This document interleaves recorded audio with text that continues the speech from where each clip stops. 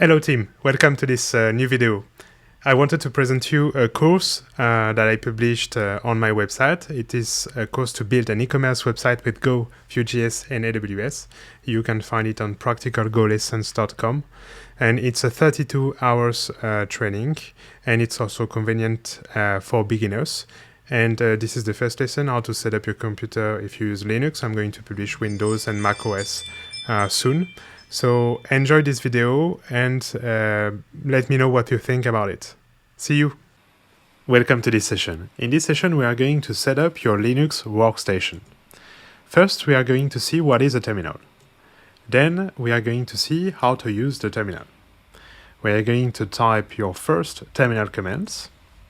Then we will see the notion of computer architecture. Then we will install Go.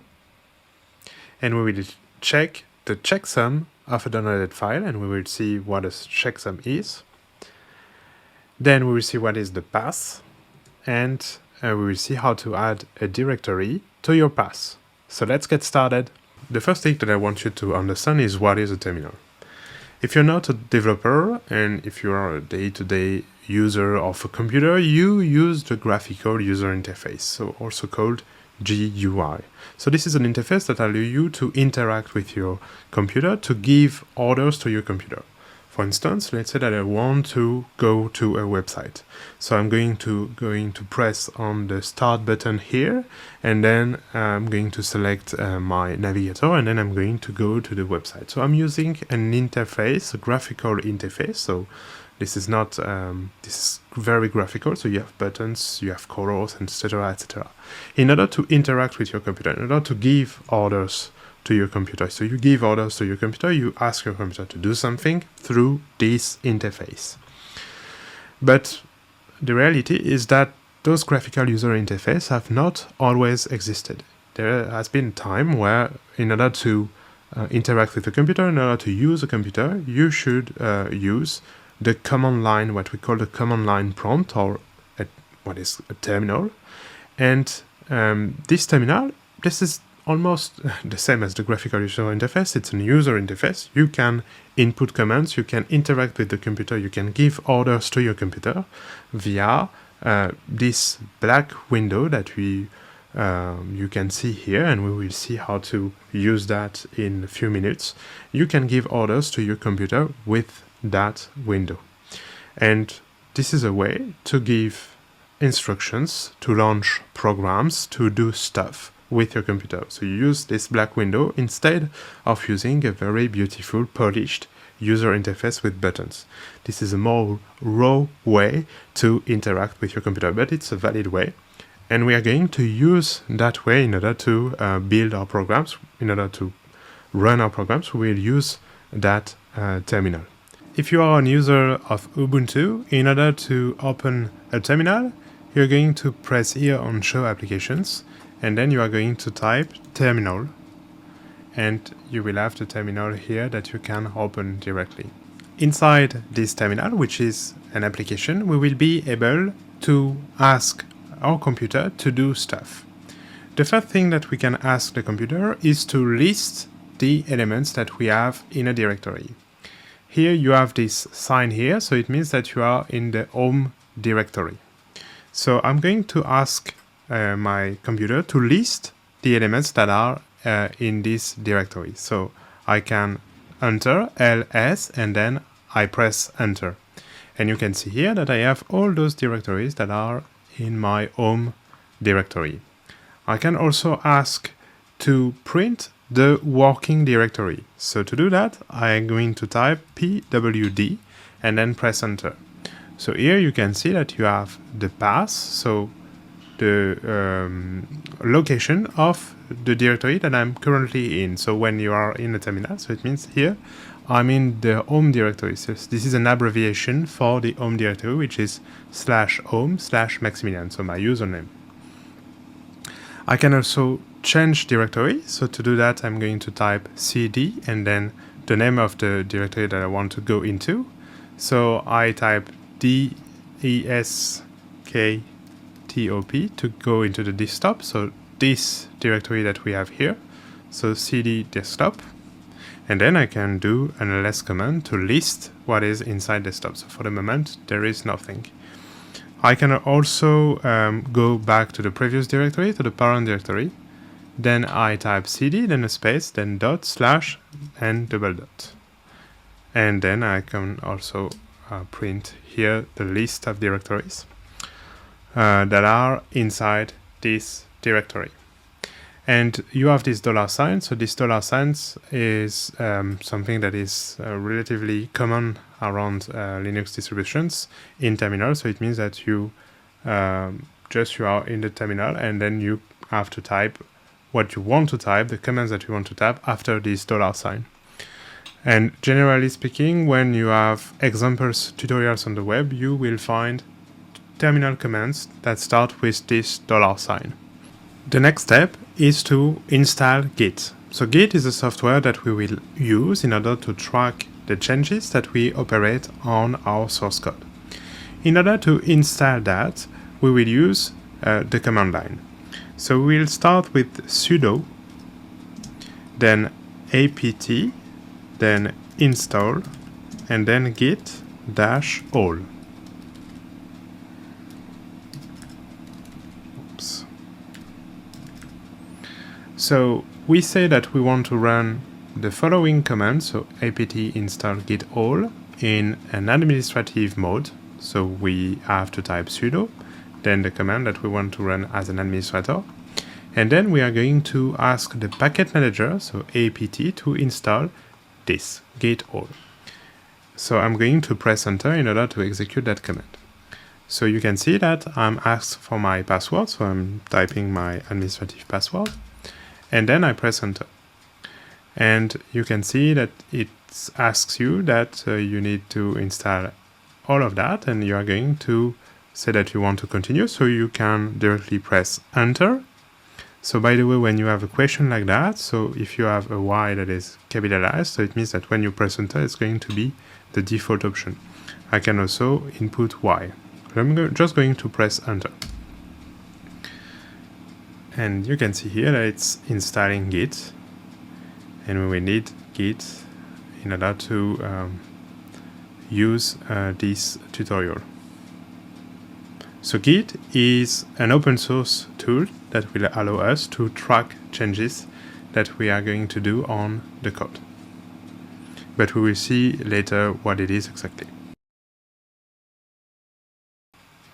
So that's it, Git has been installed. So we can ask Git, so we can run this software, and then we can ask Git for his version. So I'm typing Git, Git, and then -- version in order to print the version of the Git that has been installed. So you can see it's the version 2.25.1. So that's perfect. We have Git installed on our computer. The next thing is to install Go.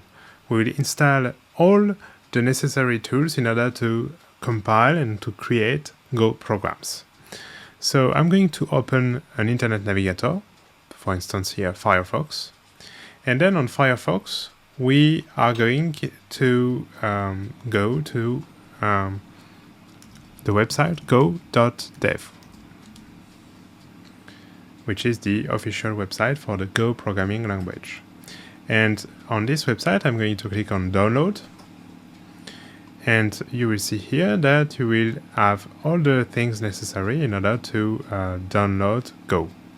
So the first thing to do is to download a file here, and then we are going to proceed to the installation.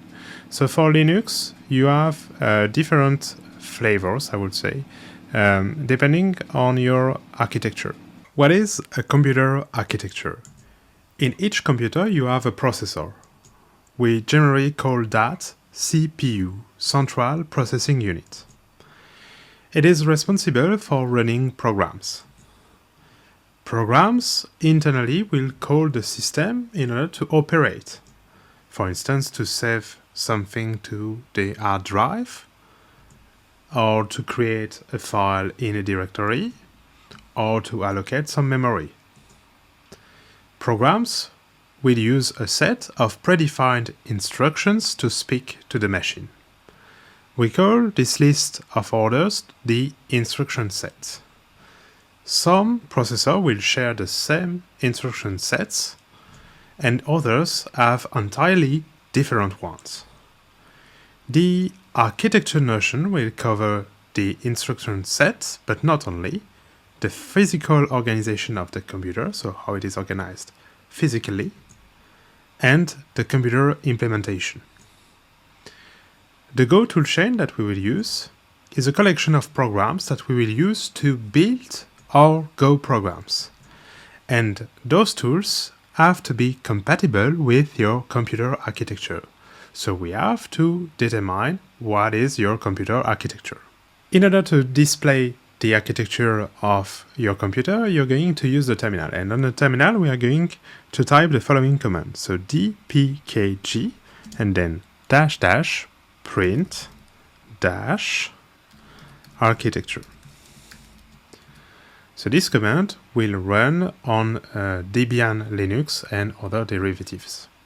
And then you press enter in order to execute that. And you can see here that we are reading AMD 64.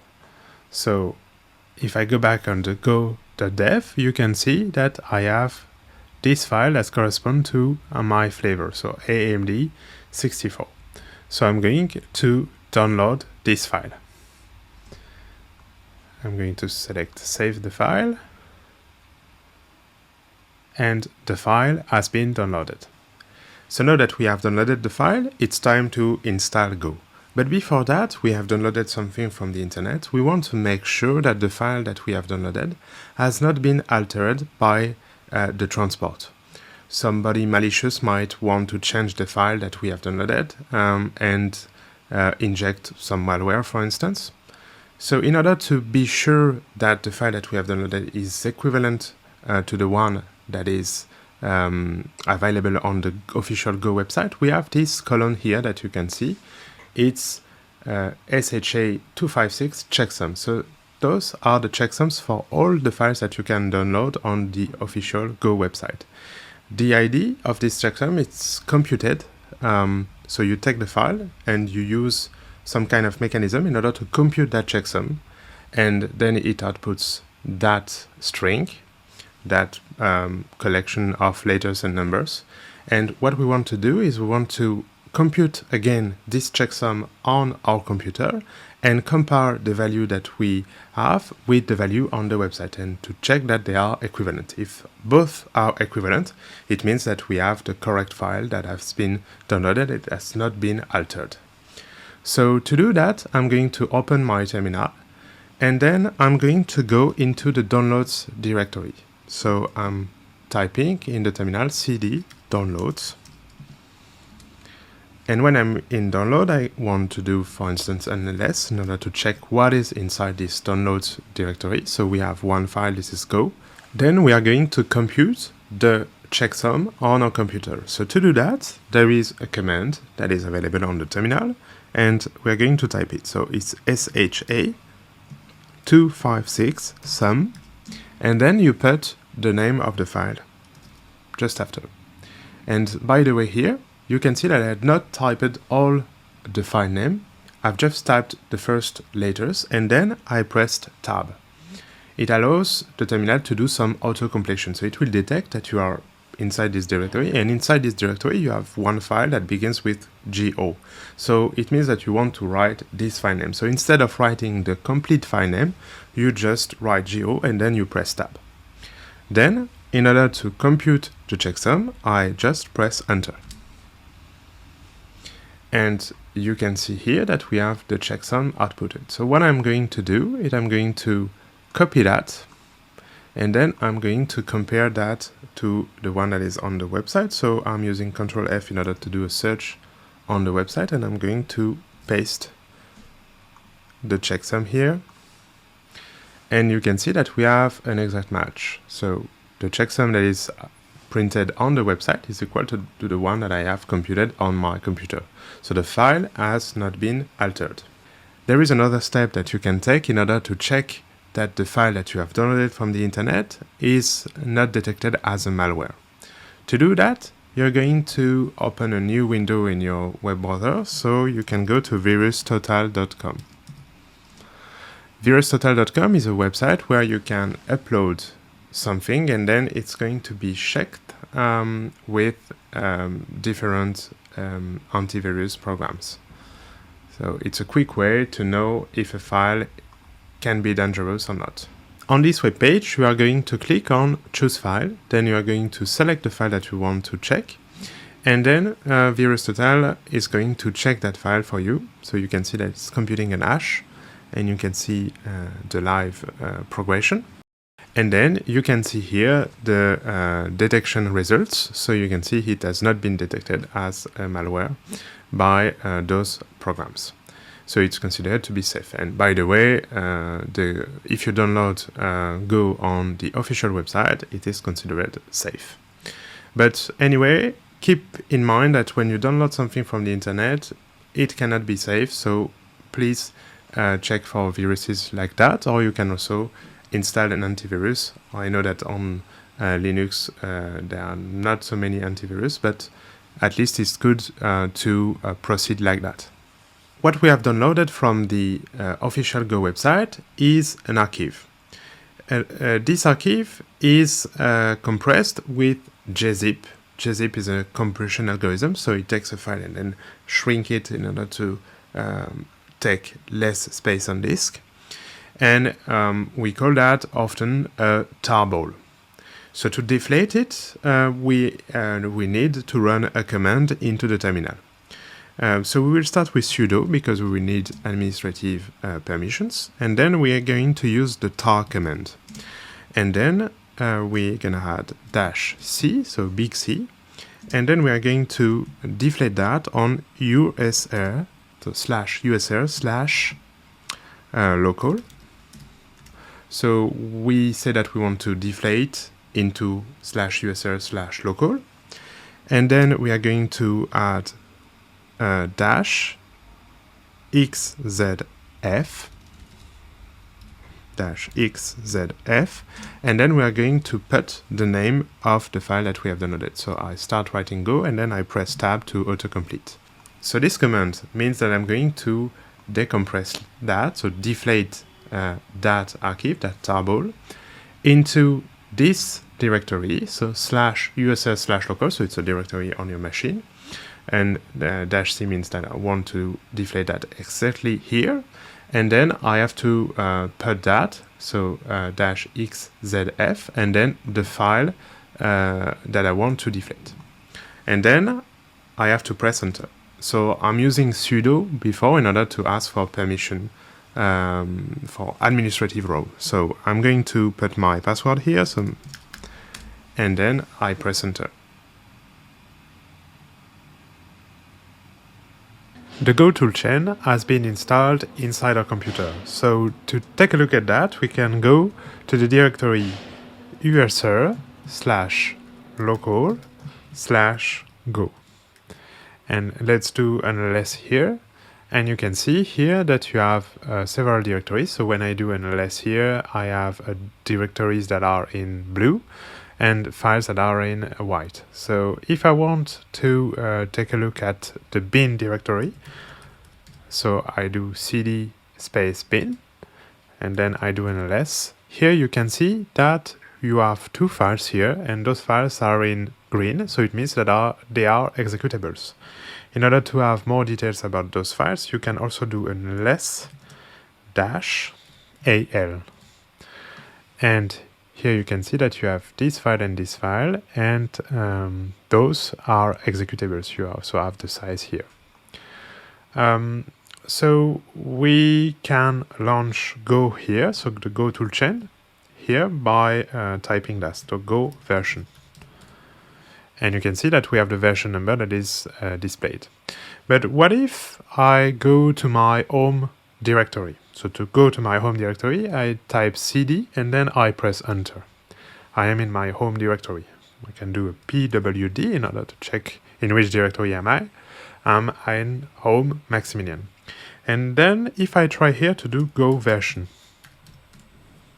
you can see that the command Go is not found. But they say that we can install that here. We need to have a way to make Go available from everywhere inside the computer. So if I'm here on my home directory, I want to be able to do Go version. But it doesn't work now. In order to do that, we have to modify an environment variable named path that contains a list of directories where the terminal, or we can also call that shell, will search for executable files when a user issues a command. You will often hear add this directory to the path. This expression means that you have to append a directory address, so put at the end, to the list of directories in the path environment variable. So to do that, we can run this command. So export, then we say that we want to set the value of path here, and the value of path is the previous value of path, and then we add a colon and then slash user slash local slash go slash bin. Then I press enter, so it's going to modify this environment variable path, and then if I try to do a Go version here, then it's going to work. And now let's try to close that terminal and then open a new terminal to see what's going on. So if I open a new terminal, and then if I try Go version, you can see that I still have this error. So why do I have this error? That's because when you set this environment variable with export, you are going to set that with your current session of your terminal. So when you restart your terminal, it will be lost. In order to make that change permanent, we will need to modify the shell profile. So what is the shell? The shell is the software that you use when you open the terminal, because the terminal, inside this terminal, there is something that runs. There is a program that runs, and the program that runs is the shell. We call that the shell. And in each shell, you have what it's called a profile, and a profile is the settings and rules that you have set up for your terminal session. In order to modify my shell profile, I have first to identify which shell am I using. So to do that, I can type the following command. So echo, then $, and the number 0. And this command will display which shell you are using. So I'm using bash here, and this is the default for Ubuntu. So I need to modify a file that is named .bashrc. So to modify that, I'm going to use a text editor that you can use in the terminal, and it's called nano. So I'm typing nano and then the name of the file that I want to modify. So nano, a space, and then .bashrc. And then I press enter to open the file. And you can see that you have a file that exists here. And I use up and down in order to go up and go down. And I'm going to put a new line here just at the top in order to add the Go directory to the path. So it's the same as the export, so it's path. So we start with path equal